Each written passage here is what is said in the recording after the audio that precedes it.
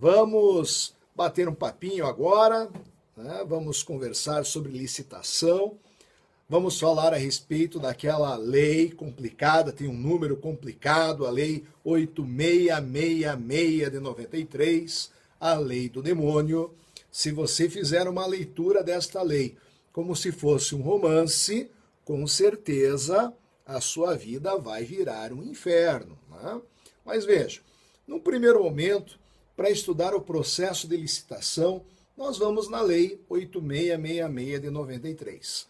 Na minha opinião, talvez, num primeiro momento, o dispositivo mais importante da Lei de Licitações, na parte que trata de licitação, seria o artigo 3º. Porque no artigo 3º nós vamos encontrar os 3 objetivos de uma licitação e também os princípios que mais se destacam quando nós falamos a respeito deste processo administrativo. Então veja, quais são os 3 objetivos de uma licitação? Bom, em primeiro lugar, escolher a proposta mais vantajosa. Escolher a proposta mais vantajosa para a administração pública. Não é necessariamente o menor preço. Se a administração pública está contratando serviços, menor preço. Às vezes é o maior preço, porque a administração pública pode estar vendendo, pode estar alienando, não é mesmo? Então será o maior lance ou oferta. Então nós já sabemos que o primeiro objetivo de uma licitação é buscar, daí nesse caso, a proposta mais vantajosa. Segundo objetivo de uma licitação. Veja, se nós vamos escolher qual é a proposta mais vantajosa, um abraço aí para o amigo professor Pedro Lenza, acabei aqui de apresentar a 19ª edição do Direito Constitucional Esquematizado, já tenho aqui em mãos. Segundo objetivo de uma licitação, garantir o mesmo tratamento aos licitantes. Então vejam só, se realmente a administração pública está buscando, nesse caso, a melhor proposta, você só consegue descobrir qual é a melhor proposta para a administração pública num ambiente de igualdade, isonomia entre os licitantes. Então esse será o segundo objetivo de uma licitação. Mas atenção, finalzinho de 2010, houve uma alteração na Lei 8666 de 93. E vocês sabem que daí, nesse caso, que é sorteio do livro? Do Pedro Lenza? Opa, esse daqui eu adquiri, fiz ali um investimento, né? Então, podemos pensar futuramente em fazer alguns, digamos, como é que a gente diz? Algumas promoções. Então, o que é isso? Para mim é uma grande honra, um grande prazer aqui apresentar um livro que já está consagrado, uma obra clássica, que é o Direito Constitucional Esquematizado. Eu que agradeço, professor Pedro Lenza. Meus amigos, finalzinho ali de 2010, surgiu um terceiro objetivo da licitação: promover o desenvolvimento nacional sustentável. Então veja que importante, uma aproximação, de certa forma, do direito administrativo com o direito ambiental. Mas também nós temos que ver que sustentabilidade diz respeito à busca de melhores condições sociais, econômicas e assim por diante. Muitos professores afirmam que desenvolvimento sustentável acaba sendo uma redundância, porque todo desenvolvimento deve ser sustentável. Como muito bem explica o professor Juarez Freitas, sustentabilidade é o direito fundamental ao futuro. Nos contratos oriundos destas licitações, nós não podemos nos preocupar apenas com as questões, com os recursos para a geração presente. Nós temos que nos preocupar também com os interesses das gerações futuras. Então veja, sustentabilidade é direito ao futuro. E eu sempre penso assim, de maneira até muito emocionada, vejam só. Se você tem filho, se você tem neto, se você tem alguém que você ama nessa vida, você tem que pensar em sustentabilidade, tem que pensar no futuro, em termos de igualdade econômica, social e também em termos aqui Opa, muito obrigado aí, professor Pedro Lenza. Sempre um prazer aqui compartilhar com um amigo aqui esses momentos. E vindo de uma pessoa aí tão querida, assim fica até mais fácil. Grande abraço, meu amigo. Nós precisamos aqui também pensar em relação ao futuro. Então, se num concurso, se no próprio exame da ordem perguntarem para vocês quais são os 3 objetivos de uma licitação, você lembra na hora. Em primeiro lugar, a busca da proposta mais vantajosa. Vou jantar depois. Em segundo lugar, garantir o mesmo tratamento aos licitantes. E em terceiro lugar, promover o desenvolvimento nacional sustentável. Muito bem. Aqui é muito gostoso a gente ficar batendo papo, daí eu vou até perder a hora, né? Mas não, tem tempo ainda para ir jantar, né? Como eu disse, hoje é aniversário, aniversário do meu tio, está fazendo 93 anos. Um garoto. Quem faz aqui? É Emerson, faz parte de comissão permanente de licitação, então já pode trazer aqui a sua experiência para enriquecer ainda mais. Nós trabalhamos aqui alguns aspectos teóricos, não é mesmo? Mas a experiência, realmente, a prática, acaba sendo também um diferencial. Só que, lógico, a gente sabe que estudando para concurso público, estudando para o exame da ordem, às vezes nós temos que dar ali um enfoque mais do direito positivo. Muitas vezes o costume acaba trazendo novas saídas que a própria lei não estabelece, porque a lei, como nós sabemos, não dá resposta para tudo. O som está bom? Todos estão escutando bem? Tudo bem tranquilo aqui? Muito bem. Então veja, nós também vamos encontrar ali no artigo 3º de licitações, da Lei de Licitações, princípios que mais se destacam. Valeu, muito obrigado.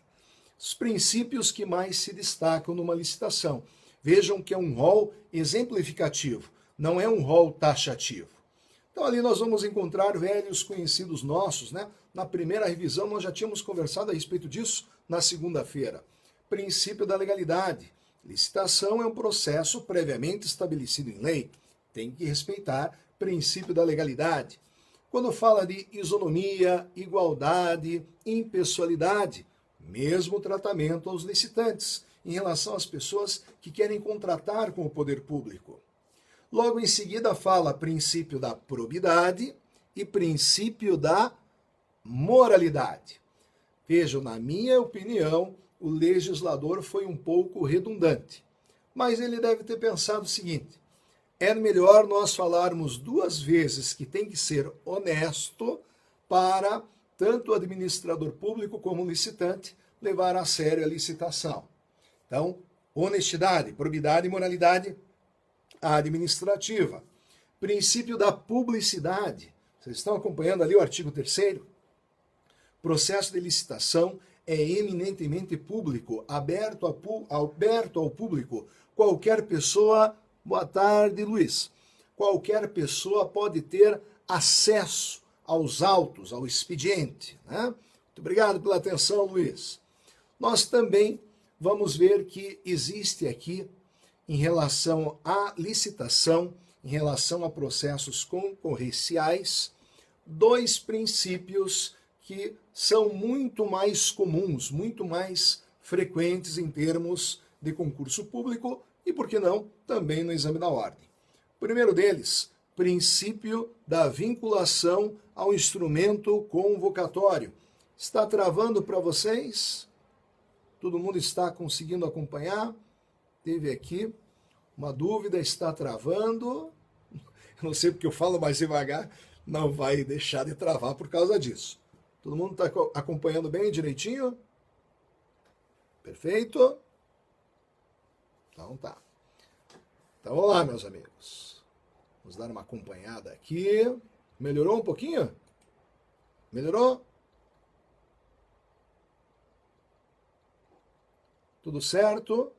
Podemos continuar? Tranquilo? Então, vamos lá. 2 princípios que são específicos de processo de licitação. Voltou? Então tá ótimo. Tudo ok? Então tá bom. Então, primeiro princípio é o princípio da vinculação ao instrumento convocatório. Então presta atenção no seguinte, o que é instrumento convocatório? Normalmente a gente diz que é o edital, mas cuidado, pode ser a carta convite. O instrumento convocatório é o ato normativo fundamental da licitação, porque ali o administrador público vai apresentar, vai fazer a exposição da necessidade, uma obra, uma compra, um serviço, uma alienação. Então, nós sabemos que estas regras, este ato normativo estabelecido pela própria administração pública é fundamental do início ao fim. Realmente, obrigado aí. Objetivos e princípios sempre caem muito, né? Então, isso daí nós sabemos. Nós sabemos que vinculação ao instrumento convocatório significa que você tem que respeitar as regras do jogo do início ao fim. Perfeito aqui o raciocínio? Então, nesse caso, principalmente quando nós falamos de vinculação ao instrumento convocatório, não é apenas para os licitantes. Além da vinculação dos licitantes, é vinculação da própria administração pública. Ela mesma não pode mudar as regras do jogo. Perfeito aqui? E também, por último, nós vamos ver princípio do julgamento objetivo. Princípio do julgamento objetivo. Veja, aqui não é concurso de Miss, onde impera o subjetivismo. Beleza, carisma, simpatia, isso é muito subjetivo. Nós estamos aqui falando a respeito de uma escolha objetiva. Temos que utilizar um critério impessoal, um critério objetivo para escolher a proposta mais vantajosa.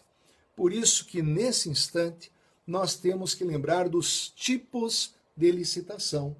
Tipos de licitação diz respeito a uma classificação de acordo com a forma de julgamento objetivo. Por isso, lembrem-se do parágrafo 1º do artigo 45 da Lei 8666 de 93. Deus o livre. Tá?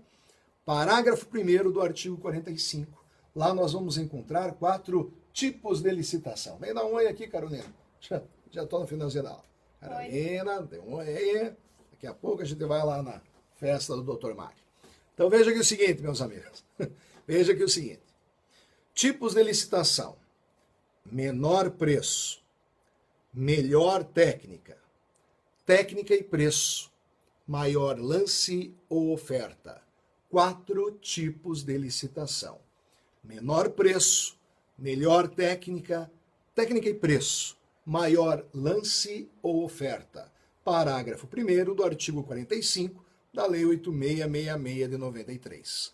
Não confundam tipos de licitação com modalidades de licitação. Modalidades de licitação diz respeito ao procedimento. Tipos de licitação diz respeito à forma de julgamento objetivo.